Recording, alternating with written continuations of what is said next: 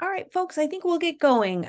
For those of you who don't know me, my name is Sherry Hansen. I am the Director of Communications, Advocacy, and Public Outreach for AIA Minnesota. And I worked with the task force on the recommendation that we're going to discuss today. We're going to spend most of this meeting time hearing from all of you, but we did want to take just a brief time to go over kind of how we got to this place, where we are, and set up the conversation. So I'm going to quickly go through some slides, and then we'll talk at the end of that about the different ways that you can engage us with your feedback, both in this meeting and afterwards. So we'll start with kind of how we got here, where we are, and then the process.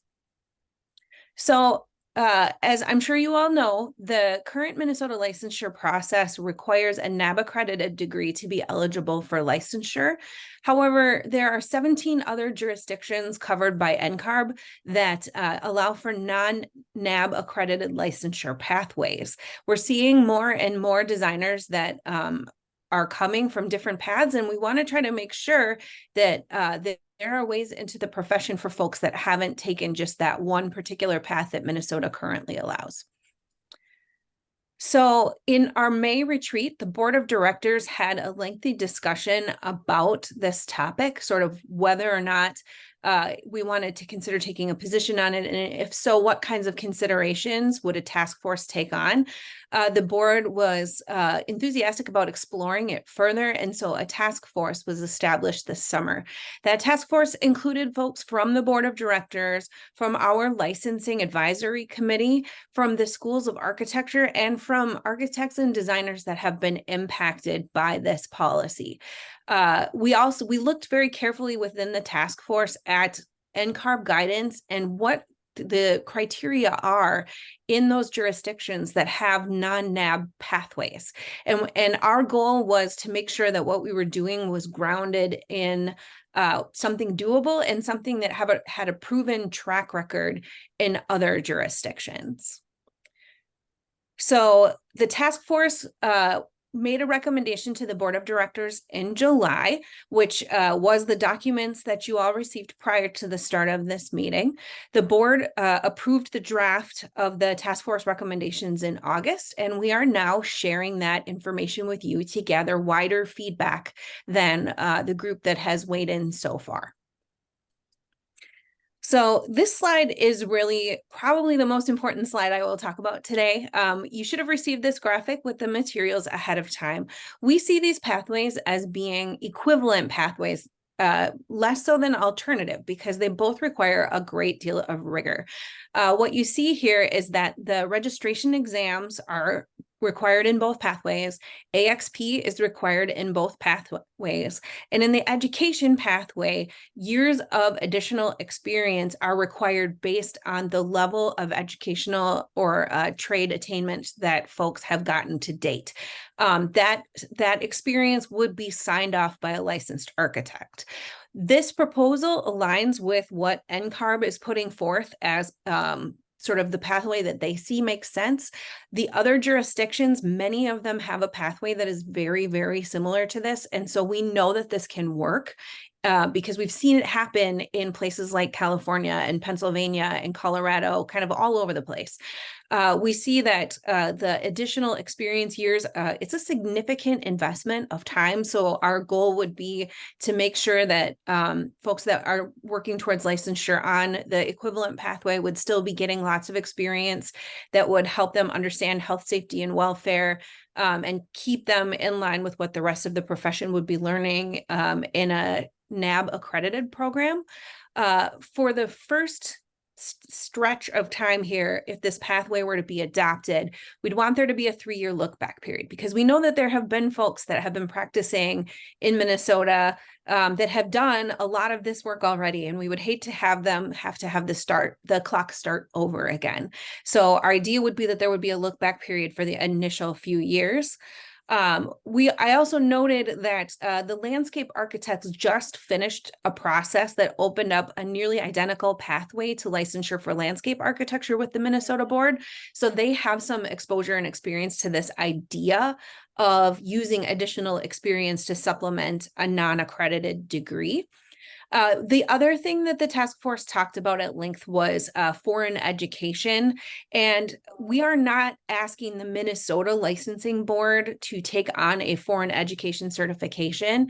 The NCARB has the EESA process, which we know is cumbersome and expensive and time consuming and not ideal. So our goal would be to continue to have conversations with NCARB about how to streamline that process to verify foreign education. We just didn't want to ask our state board to try to translate programs in foreign languages or to take on a process that would be a significant change for them. So it's less than ideal for our foreign education architects, but given that there is a pathway and there is conversation ongoing, we wanted to focus on what other jurisdictions are doing with U.S. education programs. So after we have this discussion today, the staff team will gather up all the feedback. We're recording this meeting today. We're taking notes today. We'll also document everything that comes in the chat today. And you'll have an opportunity through the end of this month to provide feedback on a form that I'll put a link in the chat to in just a moment. We'll have the task force reconvene in the month of October to review all of that feedback and see if any of it needs to be addressed in our recommendations. Then the task force will return an updated recommendation to the board of directors before the end of the year. And given the pathway, if we think that we're staying on it, we will start a regulatory process in the beginning of 2024, which matches up, as I understand it, with the cycle that the licensing board would ordinarily do. So that's kind of where we've been, where we are, and where we're headed. I think next, Mary Margaret is going to take over and kind of talk to you about how this conversation will proceed. Thanks so much, Sherry. I really appreciate you walking through all of this. And thanks all of you for being here. We're really grateful of your time and looking forward to gathering your insights, your input to flow back to the task force and the board of directors. This really is meant to be an input session today. We're focused on hearing the perspectives that each of you who have joined are bringing to this draft proposal. It is not meant to be, it's not structured to be a debate. It's a time to bring forward your thoughts and your questions.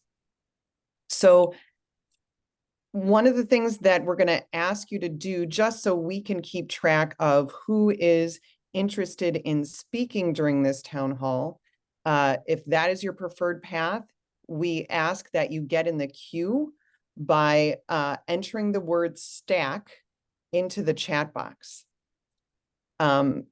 So when it is your turn in that stack, staff are going to unmute you, which means that if you're not muted right now, we ask that you do so. And we're going to ask that you also keep your comments to no more than 3 minutes, just really by the volume of people that are participating today. If you would prefer not to contribute verbally, or you can't stay until the point where you come up in the stack, or if time runs out, we are going to be saving the chat box in addition to the recording of this session.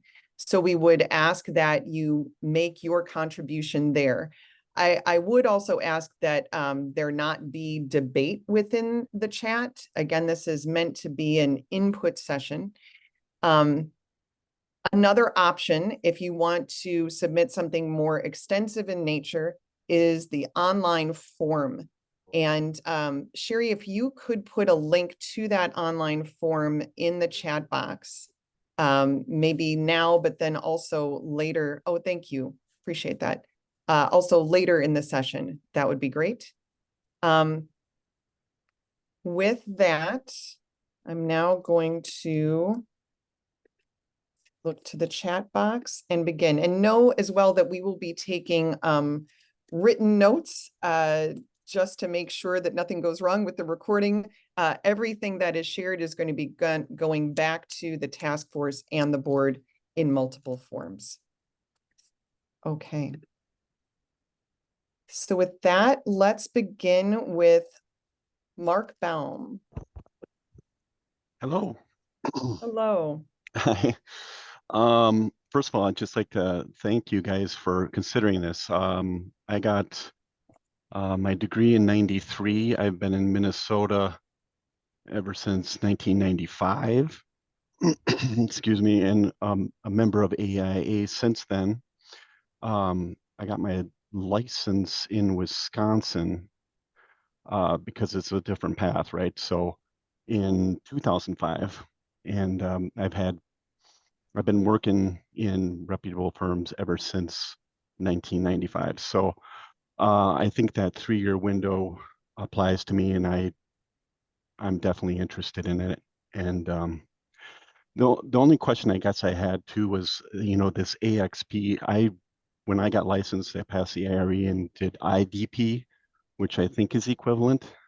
I just want to make sure that's the case, if that's my understanding. And yeah, obviously I have the 6 years beyond that. So Great. Thank that's you, Mark. I appreciate that. All right. Moving on to Gary Demily. Morning, everybody.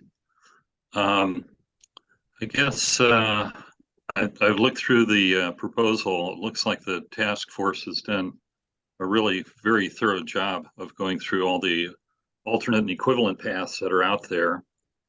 And not to muddy the water, but I wanted to make sure that we also were thinking in terms of reciprocity, since NCARB has some processes for certification that do not require the NAB accredited degree. And so I just wanted to make sure that those had been evaluated and reviewed. And that's all I have. Thank you. That's great. Thanks so much, Gary. All right. Mark Haugen.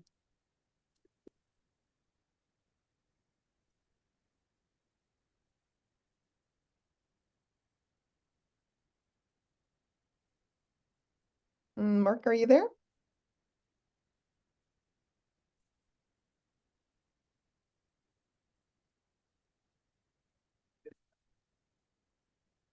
Mark, go ahead if you are unmuted now.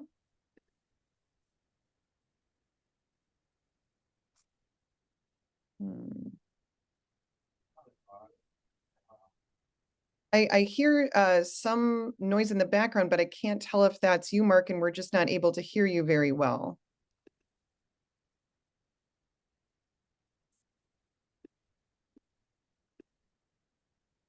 Amber, were you able to unmute Mark? I'm not seeing him on my screen.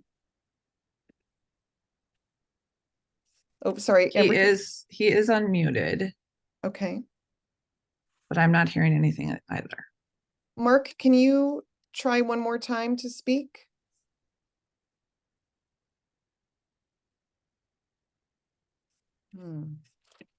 Okay. Mark, I see there a note in the chat from you that just says only 3 years. I'm not sure I understand if that question is about the look back period. Maybe Mark, if you could either expand upon your comment in the chat, or if you would like to speak a little bit, only 3 years look back. So that's the question. So we can bring that back to the task force to say, really, are they looking at a potential longer period of time for look back beyond 3 years? Okay. Thank you, Mark. And go back to the stack here. Sarah St. Oh, sorry. You're good. Okay, Sarah St. Louis. You can hear me, right? Yes, I can. Thank you. Excellent. So I'm Sarah St. Louis. I'm associate AIA. I have not been able to do the whole educational program that Minnesota requires, but I've been doing this for almost 20 years. And kind of part of my questions revolving around this are, one, when it comes to the AXP hours and only wanting to look back 3 years, because like a lot of us, you know, with Associate AIA, we still go to the conference or we do a lot of the educational things. A lot of us is taught new architects the ropes. And we, you know, have done all these different things, but life has gotten in the way of us being able to finish what Minnesota currently requires and not being able to do that and being a financial hardship and just a life hardship. And so, you know, with almost 20 years, you know, 3 years, and then having to do all the AXP hours, you know, and it looked like in the documents you guys sent out ahead of time was that, um, you know, focusing on HSW. And, you know, like I've taught some HSW stuff at the conference and, you know, creating an HSW level law this year with the adult size changing tables and working on the tag team. And so, you know, like I wouldn't want to start all over with AXP hours when we've done all this work for, you know, some of us that have been doing it for 20 years. And then also, you know, teaching new architects how to do the job, even though that wasn't our thing. So I'm just kind of, you know, that's kind of my question is like, where do some of us, especially those of us that have been doing this for so long, how can we actually get licensed without having to start from ground zero? Great. Thank you for those comments, Sarah. Appreciate that. Okay, next to Paviel.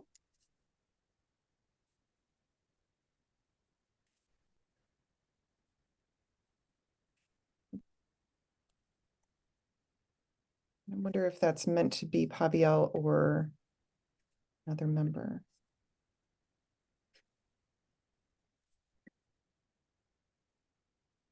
Okay, let's move on to Paul May. All right, can you hear me? I can. Thank you. All right. Well, thanks for doing this. I totally agree with an alternative path. My question comes not necessarily for the 20-year experience people, but from those that might try to find the shortcut. And what I think the key component or the weak link is who verifies the experience and how that is. Is it a continuation of AXP? Do we train licensed architects who verify people's experience to make that equivalent? And so that's just the questions and the path and avenue that needs some fleshing out. Thank you. Great. Thanks so much, Paul. Mina. Hi. You know, I graduated from architecture school and got licensed before there was even an IDP, but I've helped some other architects go through that process and thought the structure was really excellent for, you know, helping firms know what kind of experience their, you know, young architects need and give the young architects a chance to like get that diverse experience. But when I look at this path, I guess I don't understand why the years of additional experience and AXP hours can't be concurrent, at least maybe in path 1 or path 2, because it just seems like this isn't helping enough to, you know, have 7 additional hours of experience required or, you know, 9 additional hours of experience required, because the AXP process is going to help structure those years of additional experience that now are plotted to be before you do the AXP. So I guess that's, you know, can there be more thought on making at least part of the AXP and the hours of additional experience overlap? Thanks. Thank you, Mina.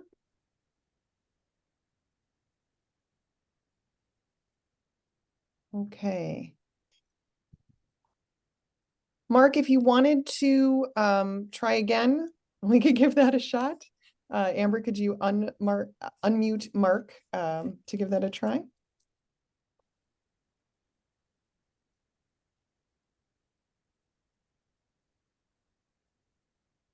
Still not hearing you, Mark, so we will go with the note that you have put here in the chat. Thank you. On to, let's see, I'm just looking at those with Stack, understanding those as folks that are wanting to share their comments verbally today. Paul Hannon, go right ahead.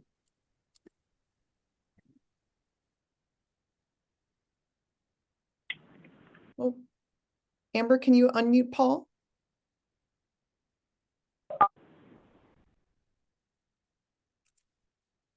Sorry, Amber, I'm still seeing Paul Hannon as muted. Yep, I just requested him to ask to unmute. I can't unmute. I can only ask people to unmute. Oh, There I he see. goes. Gotcha. There we go, Paul. Thank you. Gotcha. It might be better if I remained muted after I speak, but I agree that alternate ways of to be eligible for the sitting for the exam is a good idea. I remember when it used to be that 12 years of experience under a direction of an architect qualified you to apply for the examination. I think that was a viable plan. I just want to make sure that the alternate path isn't a workaround for people that do not want to take the tests, that they, no matter what their experience level is, they don't want to take the test to become an architect. I think there's a professional responsibility for us to continue that standard and rigor for the profession. It's difficult for me that people that have professional degrees, but then don't continue on to take the tests, why they pursued that opportunity. There are other states, Wisconsin, you don't you don't need a degree in anything related to architecture to be able to sit for the test in Wisconsin, which is troubling. So I think, again, having an alternate path to set for the exam is a good idea. I just want to make sure that it's not a workaround to not take the exam. So that's what I have. Thanks so much, Paul. Appreciate that. All right, on to Skylar. Hi, good afternoon, everybody. I wanted to share my experience as I recently moved out from California, and I'm done with my AXP hours, and I'm in the midst of taking my test. I have a associate's in drafting, so I don't have the 4-year degree or plus.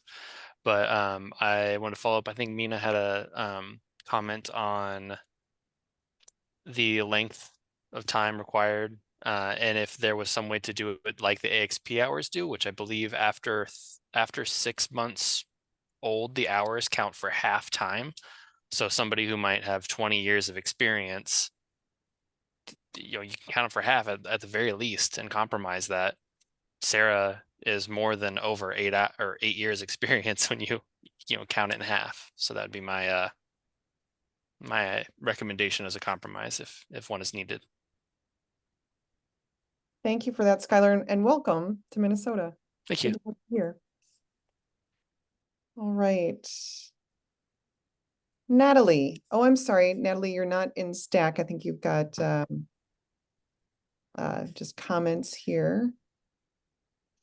Same with you, Ed.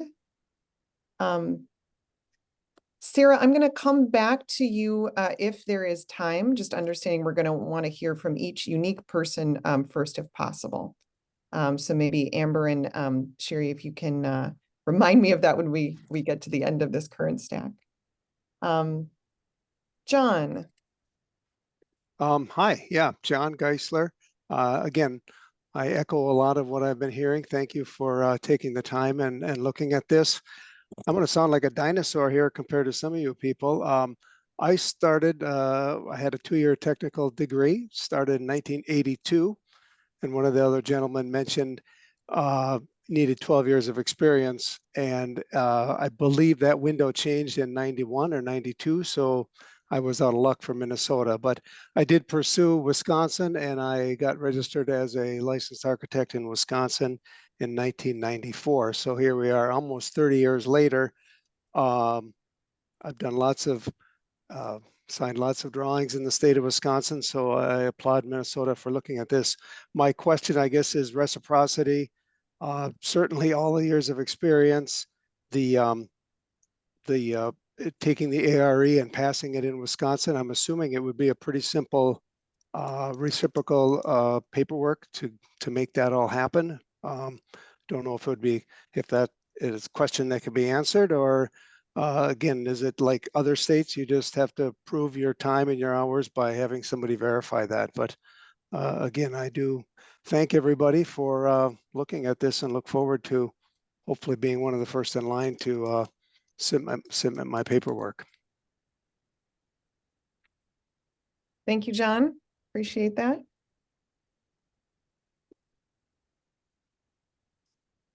And I just want to note here as well that we appreciate the various questions that are being asked. The reason why we're not responding in real time is we want those to be really thoughtful and well-researched answers. I don't want to be jumping off the top of my head trying to respond in real time. But all who are registered within this group, we will share back with you what comes of this effort, including clarification on some of the questions that you've asked today. So thank you. Okay,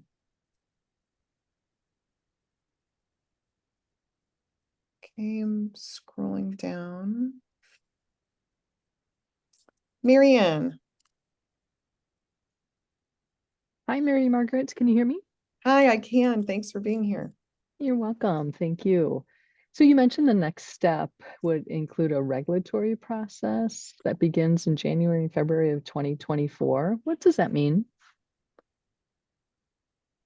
That is actually a question I can feel some confidence in answering, so I'm going to actually do that one. It really means that we would begin conversations with the licensing board.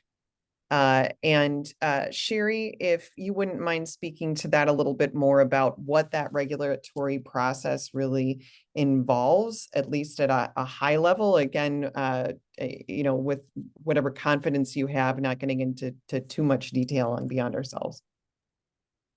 Yes, so as you may know, there's statutory authority that basically empowers the licensing board to create the rules by which it does things like license architects. And the board undertakes an update to their rules. And we actually have members of the board on the call today. So if I mess this up, please jump in and correct me. Every couple of years, they start a new regulatory process that's informed by their expertise, their goals, what they hear from folks like us in the industries that they regulate. And it's basically a rulemaking process. And so they create a draft. It goes through evaluations at several different levels. And then there's a public comment period.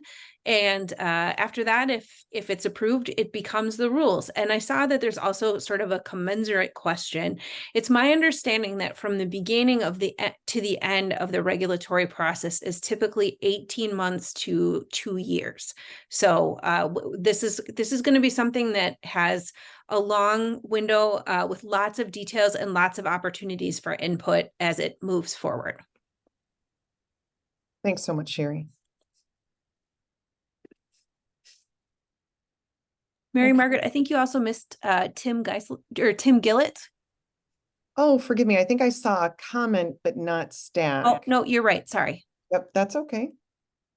Tim, since you've not spoken, I invite you to get in the stack, and others who have not spoken and would like to, I encourage you to do so as well.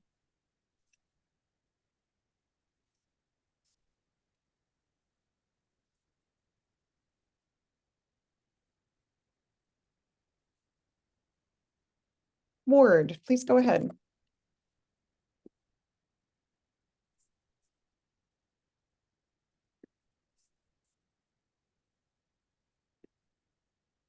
Ward, are you unmuted now? All right, now you got me. Yes, I can hear you now. Go ahead. Okay. I'm sorry. That's all right. So Kind of a quick question. If you are NCARB certified, I'm registered in a whole bunch of states. I've been NCARB for a long time. There seems to be a little bit of mixed message on, like if you go on the NCARB, they've got a licensure requirement tool where they talk state by state whether NCARB is an automatic, not automatic, but you can get reciprocity without having an accredited degree. And then, looking at like your pathways to licensure document that you sent out as part of the program here, it says if you're NCARB certified, yeah, you can get registered in Minnesota, but the licensing tool makes it look like you have to go through the what's it called, the educational standard process in Minnesota. So I guess my question is that part of the discussion here? If you're NCARB certified, are we trying to just allow without spending all the money and all the time to go through that educational standard process to get licensed in Minnesota, or is that already in place? So Word, I'm gonna just have us bring that question back to the task force specifically around how NCARB certified folks are currently considered in Minnesota and in the 17 other states, and what this current proposal would mean for those who are currently NCARB certified. And it relates to that reciprocity question that Gary and others brought forward as well. So thank you. Yeah, no, I appreciate that. Great. Okay, Greg, over to you. Thanks, Mary Margaret. I posed this question to Sherry and I don't have a good answer for it, but I would like to understand it wasn't all that long ago that, there were alternate paths in Minnesota and they were eliminated. And it's been mentioned earlier in this call, even in the early 90s. What were the reasons for that being eliminated at that time? Let's make sure we have any lessons learned, from that period to make sure that we're not retreading anything here. It was, I presume, eliminated for a reason. And let's make sure we understand that before we go down the path. I just reading Ed's comments, and Ed, I don't mean to speak up for you, but I would concur with, I think there is value to some of the, design and technical education that's received in college. And I also believe there's value in, some of the people that didn't get that have, the 20 plus years of experience, but finding a good balance of those two is important. And not watering down what is a very valuable and respected license, not only in Minnesota, but across the country.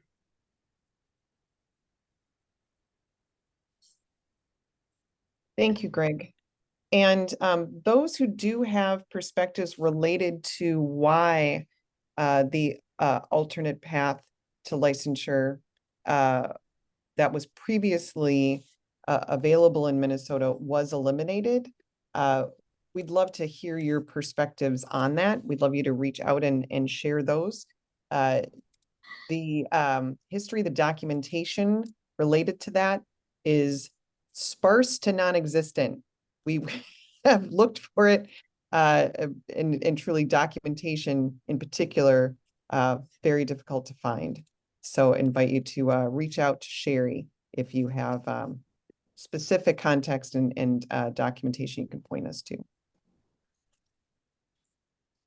Looking to see. Okay.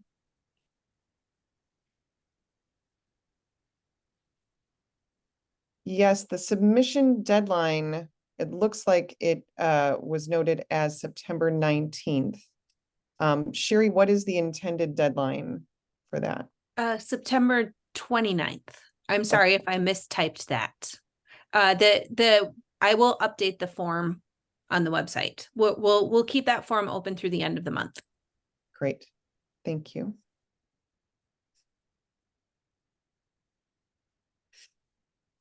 Anyone else who has not spoken yet and would like to speak to this issue? Speak to the proposal.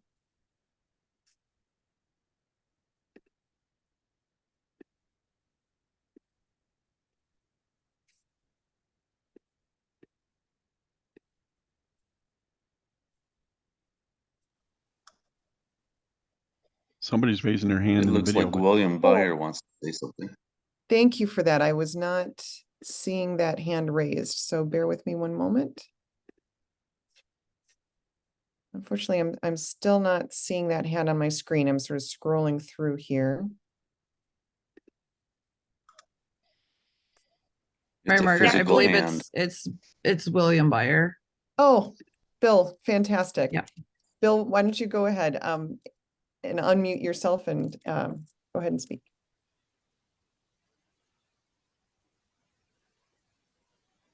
Great. I had typed in stacked, but Oh, my apologies that I missed that. There's a lot of stuff in there. I think this is a great idea. I was licensed in this way in the early 1980s, mid 1980s, under the former regime, and I dug out the old board instructions and sent them to Sherry this morning. So Great. I don't know, you probably have those, but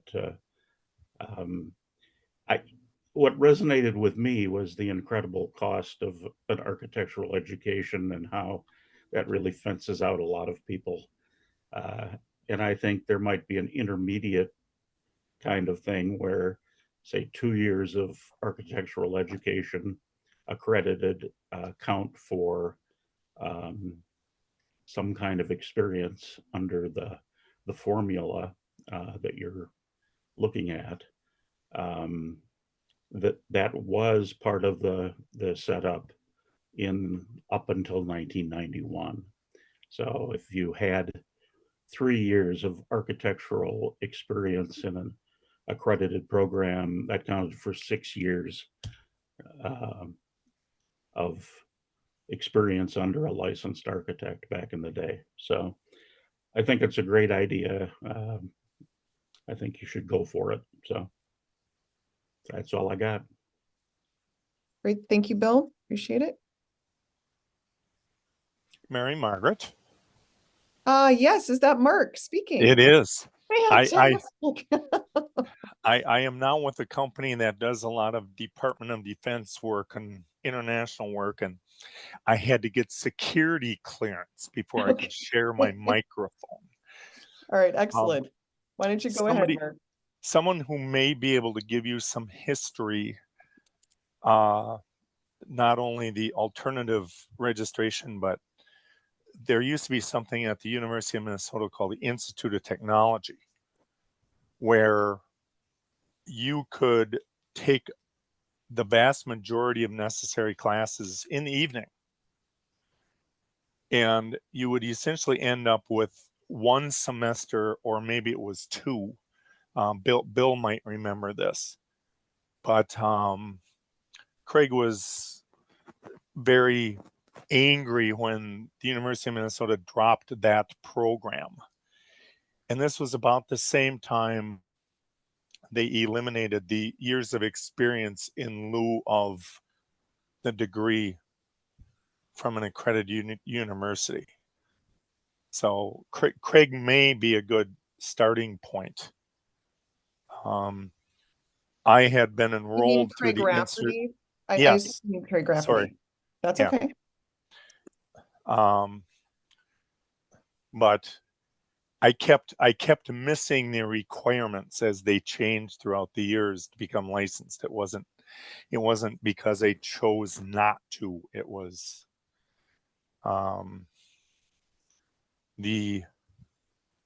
as Sarah alluded to, certain things in life might prevent somebody from pursuing that licensure.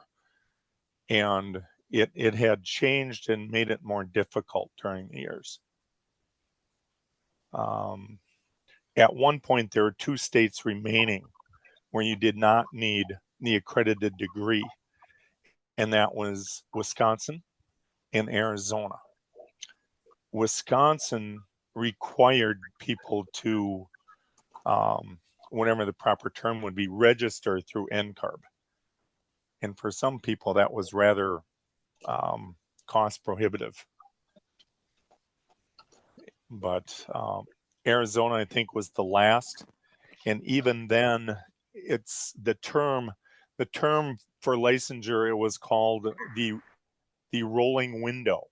Once you started the process, you only had a certain period of time to take the tests. And I know that caused problems with some people as well. But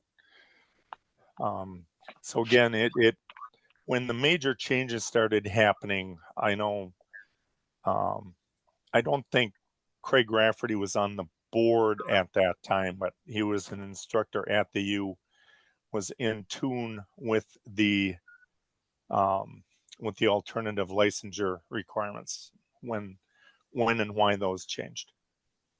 Great. Just a point Thanks of so reference. much. I appreciate that, Mark. Thanks for finding a way to engage today and getting that security clearance. Hello, if I may speak to this topic, my name is Chuck Sokuje, licensed architect. I'm registered in multiple jurisdictions. I've currently submitted my NCARB certificate and application for registration through committee with the state of Minnesota. I personally have gone through the gauntlet that we are speaking of today. I unfortunately, quick background, always wanted to be an architect, went to Iowa State for School of Architecture, blew out my knee my 3rd year, so I couldn't go back because I ended up in a wheelchair. When I did get back on my feet, literally, I learned that, it was my ship had sailed and that they had not kept my place. So I was like determined to figure out how do I achieve my goal. As the gentleman previously mentioned, Wisconsin was there are actually 5 states that allow registration and initial licensure without a degree. I know for a fact because I very much searched, and so I chose Wisconsin as a Chicago resident. It was very close. I had to do 14,000 hours to qualify just to get my authorization to test. And I started at 32. I didn't get all my hours till I was 40. I went before the Wisconsin board. They rejected my hours. I told them you're wrong. And I sat there in their office and literally counted every single hour. I finally got my letter. I then had 5 years to take my 7 exams because it was still version 4, I think, or whatever, when it was ARE. I finished all my exams and I finally got my first registration when I was the day before my 47th birthday, 2017. It was a 20-year plus goal. A lot of my colleagues and friends passed me by. I know that most of the people I'm competing with as a 52-year-old licensed architect are half my age. So it's not only the access to people who are committed to becoming a representative of health, welfare, and safety. It's also the fact that you may penalize people who can be truly good stewards of our community and represent those who are lacking in that representation. But if you don't enact a system that has awareness to the fact that these people it's not just the process, it's about what do those people have to contribute to their population when they're done. And if the system is too drawn out, they may not be viable members as architectural professionals to contribute. So I don't know if Minnesota as the law currently presents, will even look at the enormity. I'm also NCARB certified. So I did everything one can ask. And I finally got registered in my own home state only in this year. Because on top of the ARE, 15,000 years, 5 years of testing, then every state says, oh, well, you don't have an NAAB degree, so you're not good enough. You're gonna have to wait 3 years after you have gotten your first license to even come and seek registration in our state. And you have to have an NCARB certificate to do it.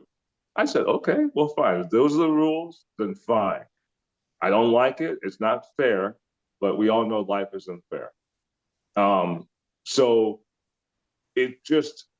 now as I look at, what Minnesota is doing, I'm happy that finally the conversation is going on, but it's like, well, what is the urgency to understand the impact on the people who we're supposed to serve if we're so concerned with, oh, these are the pillars that have to be, grounded for us to give, for us to allow someone through these barriers. So I just wanted to speak to that in terms of how, yeah, I was strong enough and determined and driven. And so as a mentor to young architects, I let them know, and I find every avenue available to them to achieve their dream. If it may not be in the state in which they live, go to a different state. Because ultimately, who you are as an individual and how you'll feel when you achieve your dream is priceless. But now the question of the ROI, they may not see that net gain, but that's not for me to decide. That's for the powers that be, Minnesota and the like. But I myself am one of those people who are now 52 years old being questioned as to how good is your credentials, how good is your experience, compared to someone who has an NAAB degree but may not have a lick of experience or knowledge or just sat on their degree and never did anything with it. Thank you so much for your insight and for those comments. Very much appreciate it. Thank you. All right. Anyone else who is attending today who would like to speak to the proposal? We have 10 minutes of time scheduled left. Mary Margaret, I think Peter Haig had said he'd like to chime in. Great. Peter, please go ahead. Good afternoon. Thanks for giving me the opportunity. I just want to start by saying I'm fully in support of the alternate paths that are being discussed. And you'll probably see why when I tell you a little bit about myself. This is going to sound a little bit like I'm tooting my own horn, and I don't mean it to. But just to give you kind of a story of someone who took a very unconventional path to becoming an architect. I went to Hennepin Technical College, graduated in 1997 with an associate in applied science in architectural drafting and design. Started working in the profession, worked at Opus, worked at HGA. I'm at BWBR now.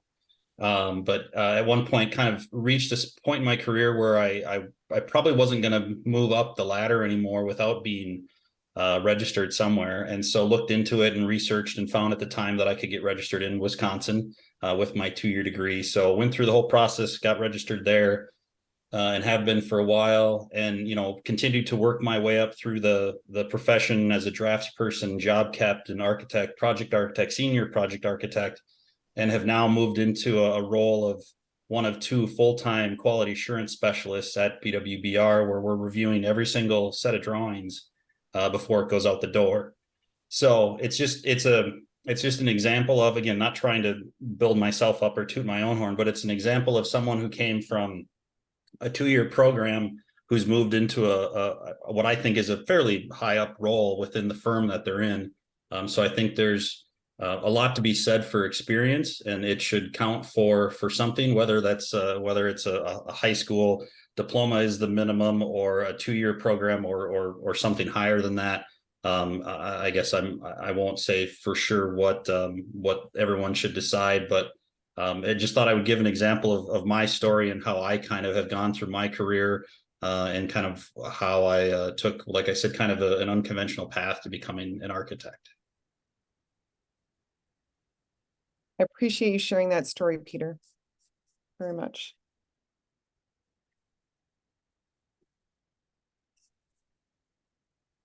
Okay.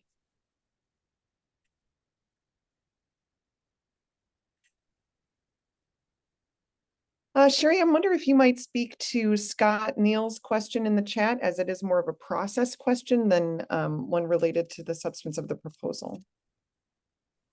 Yes. So Scott, we're going to take the feedback that's been shared today and the feedback that comes in via the form that we have online, take it back to the task force for consideration of any edits.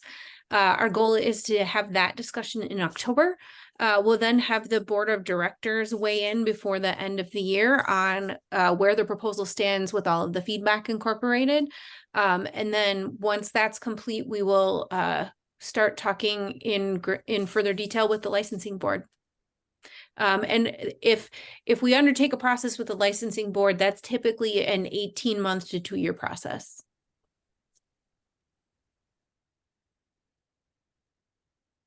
Thanks, Sherry.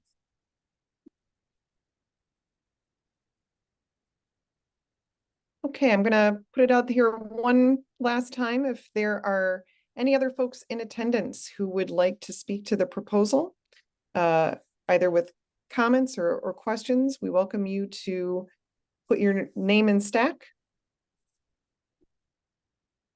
And this is going to be the last call.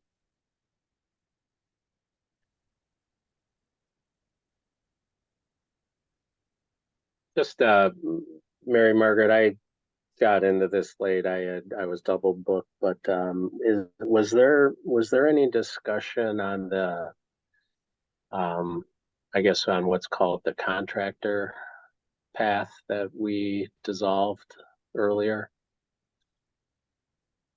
Can you speak more to that, Scott? There were states that allowed there was a time where we thought of ourselves as makers, and that contractors could become good architects, and therefore there was a path forward on that.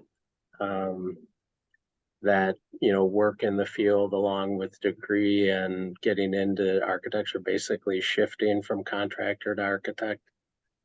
Was there any conversation on that, or is this purely the non-accredited path?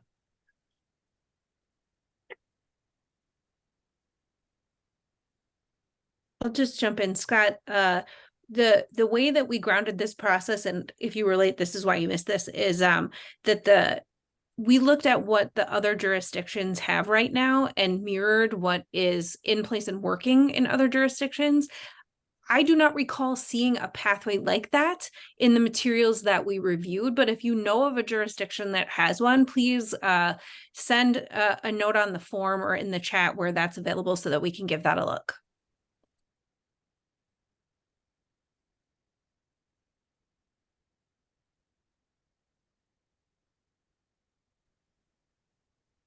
Okay, I think what we're going to do at this point, not seeing anyone else in the stack, is allow just a couple more minutes for anyone who is wanting to write something in the chat as their preferred way of providing input to close out their thoughts. So we'll just leave this time open for those individuals. Again, Sherry has put a few times in the chat now the link to a form that allows you to provide a longer piece of input if that is your preference. But again, we'll just leave this open for a little bit longer, next couple of minutes. I want to thank all of you for being here. Those that spoke, those who listened, those who made comments in the chat. This would be a very important change, both for people who have been part of this architecture community for a long time and generations to come. So we are grateful for all the folks who have contributed to this point, all of you who've been part of this today, and we will be, again, sharing back to the architecture community what comes of your input today. And I see, Maria, I appreciate your comment in the chat. I wonder, actually, Sherry, if you might speak to that comment. Unsure if Maria was here for the earlier part of the discussion where you spoke to that.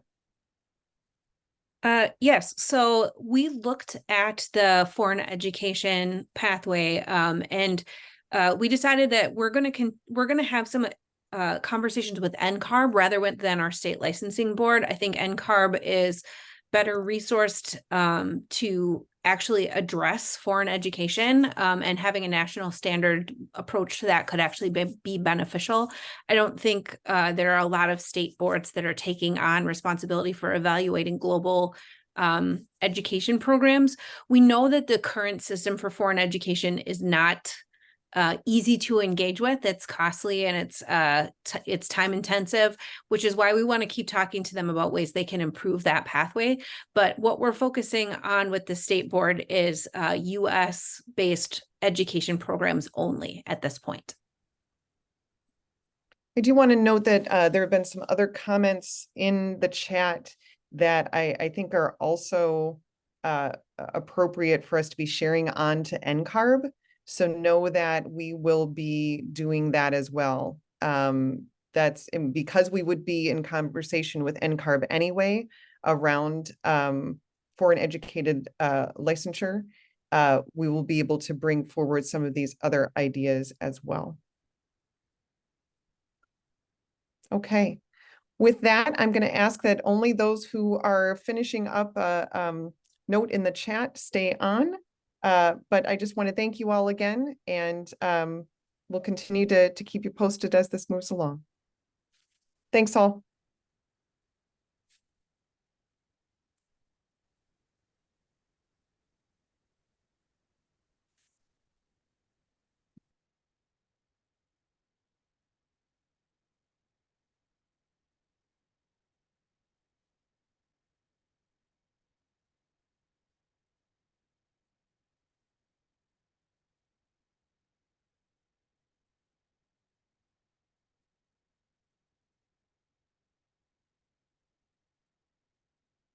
And let's just keep this open right until 1 o'clock, team.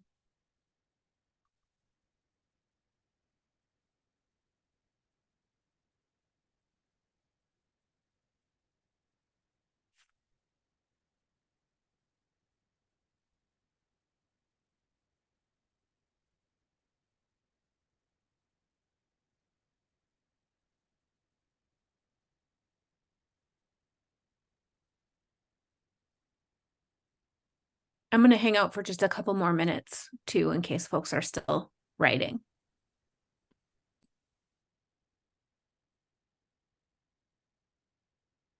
You know, there's a question here from Natalie asking if we would share the recording of this meeting anywhere.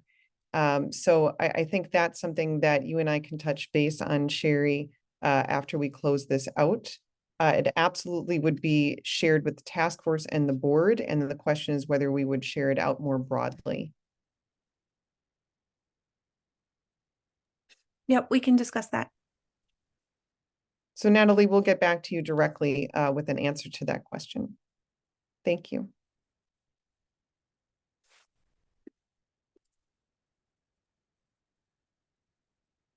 Okay, we're at 1 o'clock. Thank you, everyone.